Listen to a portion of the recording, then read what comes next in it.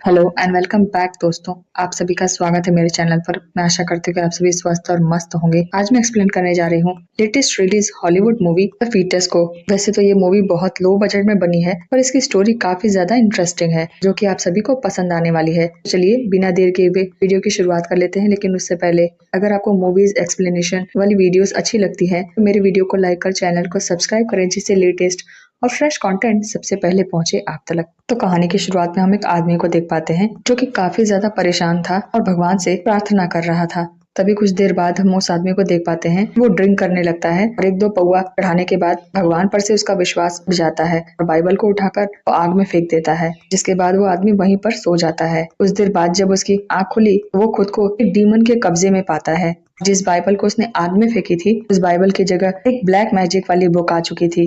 अभी आदमी उस बुक को उठाकर कुछ पढ़ने लग जाता है और पढ़कर अपने बेसमेंट में आकर एक सर्कल बना देता है, जिसके कुछ ही सेकंड बाद उस सर्कल में से एक दरवाजा सा खुल जाता है। जिसके बाद कहानी शिफ्ट होती है एक कपल पर, एलिसा और क्रिस पर। ये दोनों ही तूफानी रात में माउंटेन ड्यू पीकर कुछ तूफानी हरकतें कर रहे थे कि तभी एक अचानक से क्रिस को एलिसा के अंदर एक डीमन का शैडो दिखने लग गया, जिससे डरकर वो एलिसा से दूर हट गया बिना कुछ उसे बताए। कुछ दिनों बाद एलिसा जब अपना रूटीन चेकअप के लिए क्लिनिक में जाती है तो उसे पता चला है कि वो प्रेग्नेंट है। ये बात सुनकर उसे यकीन नहीं हो रहा था।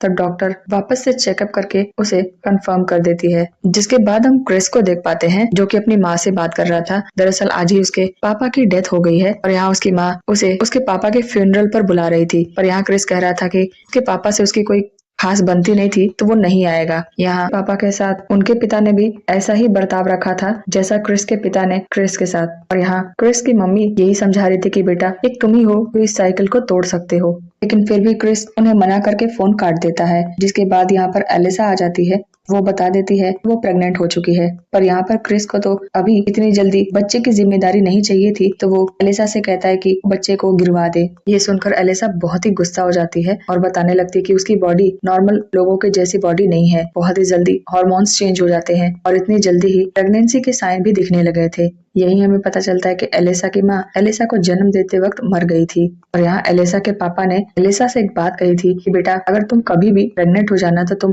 डॉक्टर के पास मत जाना, सीधा मेरे पास आना। तो इसीलिए एलिसा अपने पापा के पास जाना चाहती थी क्रिस के साथ। लेकिन क्रिस को ये सारी बातें बहुत ही अजीब लग रही थी तो वो मना कर देता है। उसके बाद हम क्रिस को देख पाते हैं जो कि एलिसा को लेकर बिल्कुल भी सीरियस नहीं था। और तो और उसने डेटिंग ऐप पर अपना अकाउंट भी बना रखा था। और ये देखते ही एलिसा उसका फोन पटक कर बाथरूम में चली जाती है। यहाँ बाथरूम में आते ही उसके साथ कुछ अजीब सी हरकतें होने लग गई। फीटस भी बाहर आने लग गया जो देखने में किसी टेंटिकल जैसा लग रहा था। ये देखते ही एलिसा डर के मारे बेहोश हो जाती है। कुछ देर बाद क्रिस को भी एहसास होने लग गया कि उसने एलिसा के साथ गलत किया है, तो वो एलिसा को मनाने के लिए आ जाता है कि मैं तुम्हारे साथ तुम्हारे डैडी के घर पर जाऊंगा। पर काफी देर तक एलिसा का कोई रिस्पांस न आने की वजह से जब वो बाथरूम का दरवाजा खोलता है तो वो देख पाता है कि एलिसा नीचे बेहोश होकर गिर पड़ी है। यहाँ वो एलिसा को उठाकर हॉस्पिटल ले जा रहा था कि तभी एलिसा को होश आ जाता है और वो कहने लगता है कि मैं हॉस्पिटल नहीं जाऊंगी, मुझे मेरे पापा के घर ले चलो। दोनों कार में बैठकर एलिसा के पापा से मिलने के लिए निकल जाते हैं। और यहाँ गाड़ी में हम नोटिस कर पाते हैं कि एलिसा को ज्यादा ही भूख लग रही थी। अब रास्ते में वो लोग एक पेट्रोल पंप के यहाँ रुकते हैं और एलिसा फ्रेश होने के लिए वॉशरूम में चली जाती है। वहाँ फिर से हम देख पाते हैं कि फीटस अब बाहर आ चुका है और इस बार वो कुछ अजीब से शेप में आ चुका है। फीटस के मुंह बन चुके हैं और दो दांत भी आ गए हैं। यहाँ एलिसा काफी ज्यादा परेशान थी तो उसकी आवाज सुनकर एक दूसरी औरत उससे उसकी तबीयत का पूछने लगती है कि तभी फीटस उस औरत के ऊपर अटैक कर देता है और उसे काट लेता है। ये देखकर एलिसा एकदम शॉक्ड हो चुकी थी, पर वो ये बात क्रिस को नहीं बताना चाहती थी और जल्द से जल्द लेकर वहाँ से निकल जाती है। अब रास्ते में एलिसा अपने फादर के बारे में क्रिस को कुछ इम्पोर्टेंट बात बताने लगती है कि उसे घर पहुंचते ही उनके लिए खाना बनाना पड़ेगा, तभी वो कुछ बात करेंगे। क्योंकि एलिसा के फादर को पीटीएसडी है। जब एक बार वो वियतनाम के वॉर में गए थे तो ज्यादा दिनों तक वॉर चलने की वजह से उन लोगों के पास राशन की कमी हो गई थी और भूख के मारे उनका सर चकरा रहा था, जिस गुस्से के चलते उन्होंने अपने ही एक साथी को गोली मार दी। और इसके अलावा उनके साथ एक और एक्सीडेंट हुआ था जिससे उनकी आंखों की रोशनी चली गई थी, यानी अब वो देख नहीं सकते हैं। यहाँ क्रिस एलिसा के फादर के बारे में जानकर काफी ज्यादा हैरान था। अब एलिसा और क्रिस जब एलिसा के डैड के घर पहुंचे तो यहाँ हम देख पाते कि वो सीधा ही इन दोनों पर गन तान देते हैं। जब एलिसा ने बताया कि डैड मैं हूँ, अपने एक दोस्त के साथ आई हूँ, तो वो इंसान शांत हो गया। यहाँ घर में एंटर होते ही एलिसा तुरंत ही खाने में लग गई और दूसरी तरफ क्रिस एलिसा के डैड के साथ थोड़ा सा बातचीत करने की कोशिश करने लग गया। पर जब वो देख पाता है कि एलिसा के फादर को उससे बात करने में कोई भी इंटरेस्ट नहीं है, तो वो सीधे एलिसा के पास चला जाता है। काम करने के दौरान ही एलिसा का फीटस वापस से बाहर आ जाता है कि कुछ पता न चले, इसीलिए वो चुपचाप घर से बाहर निकल जाती है। एलिसा को घबराया हुआ देखकर क्रिस के हाथ पर भी एक कट लग जाता है और तभी एलिसा के डैड किचन में आकर जो ब्लड गिरा था उसी को स्मेल करने लग जाता है। खून को सूंघने के बाद वो समझ जाता है कि एलिसा प्रेग्नेंट है, जिसके बाद वो सीधे अपने घर के बेसमेंट में चला जाता है। यहाँ पर वही गड्ढा होता है जो हमने फिल्म की शुरुआत में देखी थी और मैडॉक्स ही वही आदमी था। अब मैडॉक्स उस गड्ढे के अंदर झांक कर बताने लग गया कि एलिसा प्रेग्नेंट है और तभी उस गड्ढे में से एक हाथ निकला और मैडॉक्स के सर पर हाथ रख के उसके आंखों की रोशनी उसे वापस दे दी। वहाँ ऊपर क्रिस को वो शैतानी वाली बुक मिल गई और उसको देखकर वो इग्नोर कर देता है और एलिसा के पास चला जाता है। यहाँ एलिसा क्रिस से कहती है कि किचन में जो मीट पड़ा हुआ है उसे बाहर फेंक दो, वो खराब हो गया है। हालांकि ऐसा नहीं था, क्योंकि एलिसा का बच्चा जन्म से पहले ही इतना चटोरा था कि बार बार बाहर निकलकर खाने लग रहा था। अब डिनर के टाइम हम मैडॉक्स को देख पाते हैं कि आंखों की रोशनी मिलने की वजह से वो बहुत ज्यादा ही खुश था, पर फिर भी वो अंधे होने का नाटक कर रहा था। यहाँ बातचीत के दौरान एलिसा मैडॉक्स से पूछने लगती है कि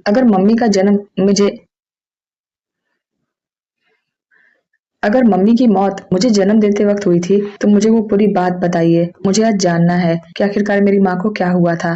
क्या आपके पास कोई मेडिकल रिपोर्ट है या उस क्लिनिक का एड्रेस है जहाँ मेरा जन्म हुआ था। ये सब कुछ एलिसा इसलिए पूछ रही थी क्योंकि उसे पूरा डर था कि ये सब कुछ उसके साथ भी हो सकता है जो उसकी माँ के साथ हुआ था। यहाँ मैडॉक्स एलिसा से कहने लगता है कि वो काफी ज्यादा पुरानी बात है और मुझे अब उस बारे में कुछ भी याद नहीं है। मैडॉक्स कहने लगता है कि आज रात यहीं पर रुक जाओ क्योंकि बहुत दिनों बाद तुम घर आई हो। पर यहाँ पर क्रिस नहीं चाहता था, पर ये भी जानता था कि एलिसा जब तक अपने सवालों के जवाब नहीं दे लेगी वो यहाँ से नहीं हटेगी। यहाँ क्रिस को अपने ऊपर बहुत गुस्सा आ रहा था क्योंकि उसने अपने पापा का फ्यूनरल छोड़कर दूसरे के पापा का बेवजह का बात मान रहा है। जिसके बाद हम देख पाते हैं कि एलिसा वापस से बेहोश हो जाती है। यहाँ क्रिस उसे हॉस्पिटल ले जा रहा था कि तभी मैडॉक्स आकर क्रिस को रोकने लग जाता है। यहाँ क्रिस समझ जाता है कि उसे पूरी तरीके से दिखाई दे रहा है और मैडॉक्स भी अपना चश्मा उतारकर उसे बता देता है कि अब उसे बिल्कुल साफ साफ दिखाई लग गया है। यहाँ मैडॉक्स क्रिस को समझाने लगता है कि उसका फीटस वापस से खाना मांग रहा है। अगर उसे समय पर खाना नहीं मिला तो वो एलिसा का खून पीने लग जाएगा। क्रिस मैडॉक्स की ये सारी बातें सुनकर उसे इग्नोर कर रहा था और एलिसा को हॉस्पिटल ले जाने की कोशिश कर रहा था और तभी मैडॉक्स उसे एक पंच मारकर क्रिस को अपने साथ ले जाता है। अब एलिसा को ले जाकर एक रोड साइड पर बिठा दिया। क्रिस को पकड़कर दूर से ही दिखा रहा था वो सच बोल रहा है या झूठ।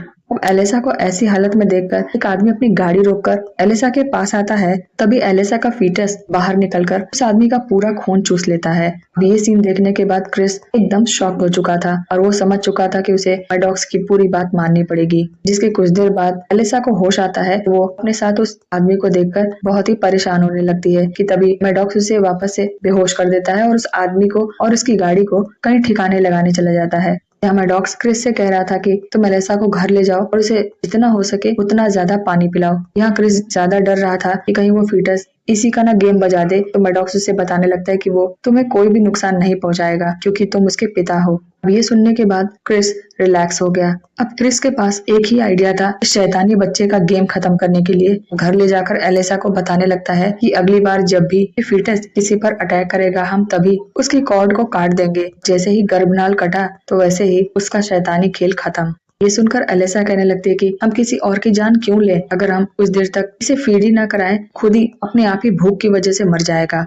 जिस पर क्रिस बताने लगता है कि तुम गलत सोच रही हो, अगर तुमने इसे टाइम पर फीड नहीं कराया तो ये तुम्हारा ही खून चूसकर तुम्हें मार डालेगा।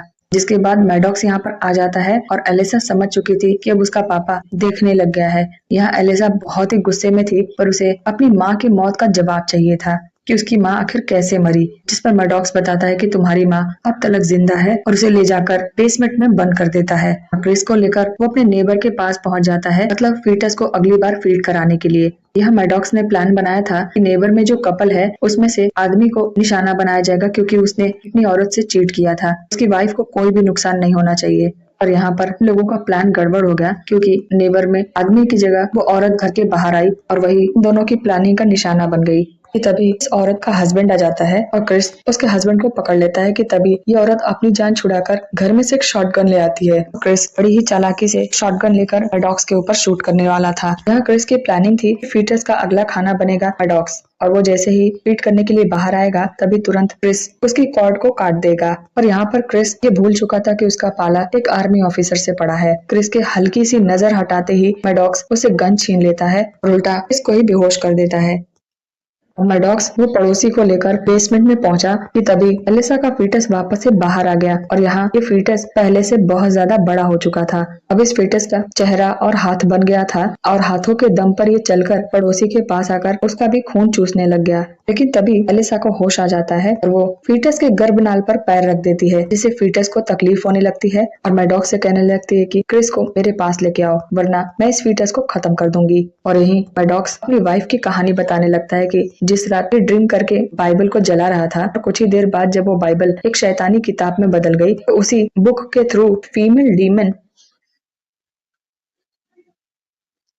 इस पर हावी हो गई थी, जिसने मैडॉक्स को वश में करके इसके ही हाथों इसके ही घर के बेसमेंट में एक हेल का पोर्टल खुलवाया और उस गड्ढे में वही डीमन थी और वो डीमन आज भी उसी गड्ढे में रहती थी जिसका नाम होता है सीरीज। अब इस डीमन ने मैडॉक्स के ऊपर ऐसा वशीकरण कर रखा था जिससे मैडॉक्स एक सीरीज नाम की लड़की के साथ जब रिलेशनशिप में था और लड़की जब प्रेग्नेंट हुई तो उसका फीटस भी सेम टू सेम एलिसा के जैसा ही था। और मजबूरी में आकर मैडॉक्स को भी उस फीटस के लिए अलग अलग नई नई डिश लानी पड़ती थी। और जब उस फीटस का जन्म हुआ तब मैडॉक्स ने ही उसके कोट को काटकर उस बच्चे को लेकर यहाँ से भाग रहा था कि तभी वो डीमन सीरीज की बॉडी में आ जाती है और मैडॉक्स को अंधा कर देती है, जिससे मैडॉक्स आगे भाग नहीं पाया। मतलब सीरीज ने जिस बच्चे को जन्म दिया था वो कोई और नहीं, वो एलिसा ही थी, आधी इंसान और आधी शैतान। और मैडॉक्स ने उसी वक्त एलिसा को पहली बार देखा था और आज दूसरी बार। यहाँ मैडॉक्स उस शैतान से अपनी बच्ची को तो बचाना चाहता था पर क्रिस को उसके हवाले छोड़कर। तभी क्रिस बड़ी ही चालाकी से मैडॉक्स को ही मार दिया। फिर अपने प्लान को अंजाम देने के लिए वो उस नेबर को बेसमेंट में लेके आया